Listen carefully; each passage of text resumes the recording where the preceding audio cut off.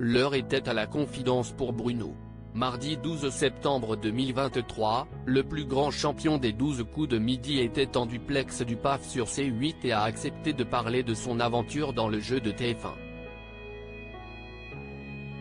Avec Pascal de la Tour du Pin, ex-journaliste à BFM TV, le jeune homme a donné de ses nouvelles dans un premier temps. Ça va très bien, je profite dans le sud de la France, a-t-il déclaré. Puis, Bruno a rappelé qu'il avait participé à 252 émissions avec Jean-Luc Reichmann, remportant ainsi plus d'1 million d'euros. Autant d'aventures qui lui ont permis de tisser des liens forts avec l'animateur de la première chaîne. Évidemment, 9 mois. Comme je le disais, à la fin ça devenait limite un travail parce que j'y allais tous les jours. Que ce soit Jean-Luc ou Z, la voix off, même tous les techniciens, quand on côtoie les gens au quotidien, forcément des affinités et de la sympathie se créent. Surtout Jean-Luc, il met tout de suite à l'aise, a expliqué Bruno. Entre eux, pas de brouille donc comme il a pu en avoir avec Paul Elrarat.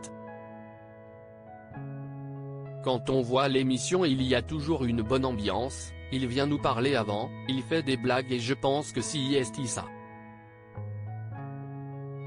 Ce qu'on voit à l'antenne, si est ce qui se passe vraiment derrière. Sa personnalité joue beaucoup sur la bonne humeur, a ajouté Bruno. Bruno favorisé dans les 12 coups de midi? Il répond à noter qu'un visio. Bruno a aussi évoqué le favoritisme éventuel dont peuvent bénéficier certains candidats. De son côté, il n'a pas senti qu'il avait été favorisé par la production des 12 coups de midi.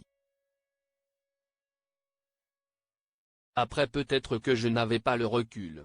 Quand on est dans le train de l'émission, qu'il y a des questions en rafale tout le temps, on n'a pas le recul de se dire, est-ce que la question de l'adversaire était plus simple que la mienne?